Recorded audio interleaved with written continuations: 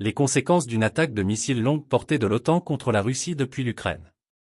L'idée selon laquelle quelques missiles longue portée en provenance d'Ukraine, fournis ou soutenus par l'OTAN, pourraient mettre la Russie à genoux est non seulement absurde mais dangereusement naïve. Ce type de raisonnement révèle une incompréhension fondamentale de la dynamique du pouvoir mondial et de la gravité d'une telle provocation. Des dirigeants comme le Premier ministre danois pourraient tout aussi bien enfiler leur casque, comme Emmanuel Macron en France, et se précipiter au front s'ils croient sincèrement au fantasme d'une défaite rapide de la Russie. En réalité, une telle attaque ne conduirait pas à la capitulation de la Russie, ni à une victoire décisive de l'OTAN. Au contraire, elle déclencherait une chaîne de conséquences catastrophiques qui pourrait conduire le monde sur la voie de la guerre nucléaire, effaçant potentiellement une grande partie de l'humanité au passage. Croyance erronée dans la puissance d'une frappe de missiles. L'idée selon laquelle des missiles longue portée pourraient forcer la Russie à se soumettre sous-estime fondamentalement la résilience et la force militaire de l'État russe.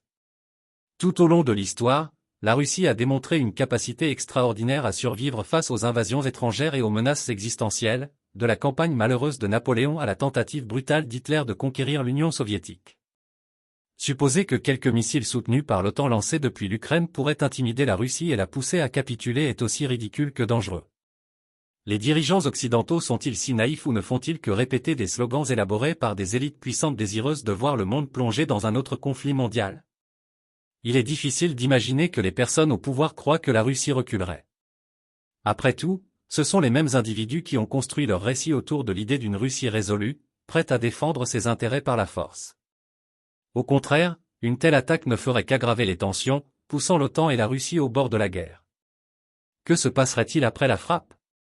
Considérons un instant ce qui pourrait se passer si l'Ukraine, avec le soutien de l'OTAN, parvenait à frapper avec succès des cibles russes avec ses missiles à longue portée.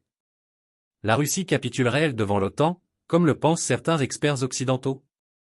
La réponse est clairement non. En fait, l'inverse est bien plus probable, la Russie réagirait avec une force écrasante. La retenue dont fait preuve Poutine jusqu'à présent, qui ne s'est pas engagé dans une guerre à grande échelle, découle probablement de son désir d'éviter une escalade mondiale et de préserver la possibilité d'une résolution pacifique. Cependant, une attaque directe sur le territoire russe par des forces soutenues par l'OTAN ne lui laisserait d'autre choix que de riposter. Une contre-attaque russe ne se limiterait pas à une guerre conventionnelle.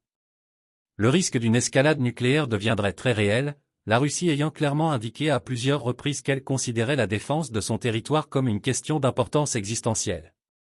Une attaque de missiles à longue portée contre la Russie serait considérée comme une menace directe pour sa souveraineté et, dans de telles circonstances, la dissuasion nucléaire deviendrait une réalité terrifiante.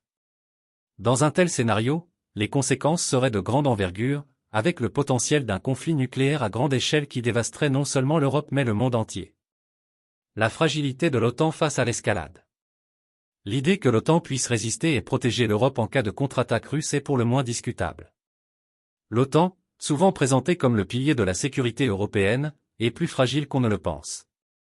Bien qu'elle puisse se targuer d'une puissance militaire sur le papier, elle n'est en réalité qu'un château de cartes, un ensemble de nations aux intérêts divergents, souvent réticentes à s'engager dans un conflit direct. L'Alliance peut bien parler avec fermeté, mais face à une véritable escalade militaire, son unité serait mise à l'épreuve. Les capacités militaires de l'Europe sont terriblement insuffisantes pour faire face à une attaque russe de grande envergure. La dépendance de l'OTAN envers les États-Unis pour sa défense est une vulnérabilité flagrante. Si la situation dégénère au niveau nucléaire, il est peu probable que l'OTAN, ou même les États-Unis, puissent protéger l'Europe des retombées. Le continent deviendrait le champ de bataille d'un conflit entre deux superpuissances dotées de l'arme nucléaire, sans réelle protection pour sa population.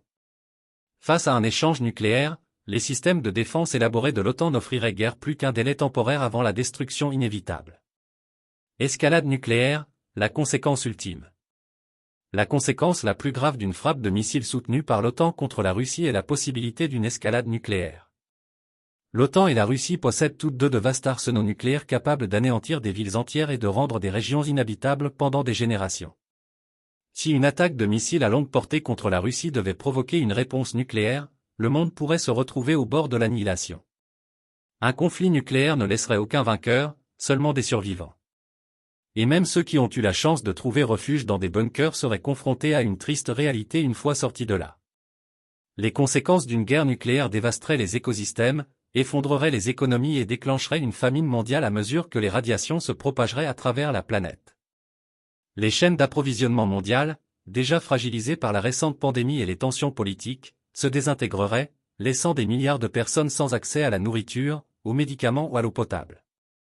Les sociétés s'effondreraient et les survivants des premières explosions seraient confrontés au défi brutal de survivre dans un monde post-apocalyptique. Conclusion. L'idée que quelques missiles à longue portée pourraient mettre la Russie à genoux reflète une dangereuse incompréhension des réalités géopolitiques. Loin de forcer la Russie à se soumettre, une telle attaque provoquerait des représailles dévastatrices, avec le risque d'une escalade nucléaire imminente. L'unité fragile de l'OTAN et les capacités militaires limitées de l'Europe ne seraient pas en mesure de protéger le continent des conséquences d'un tel conflit. Le véritable danger ne réside pas dans les effets immédiats d'une frappe de missile, mais dans la réaction en chaîne qu'elle déclencherait. La Russie, loin de capituler, aggraverait le conflit, peut-être jusqu'à la guerre nucléaire. Ceux qui prônent de telles actions irresponsables doivent reconnaître que le résultat ne serait pas une victoire de l'OTAN ou une défaite de la Russie, mais un monde plongé dans le chaos, la destruction et la fin de la vie telle que nous la connaissons.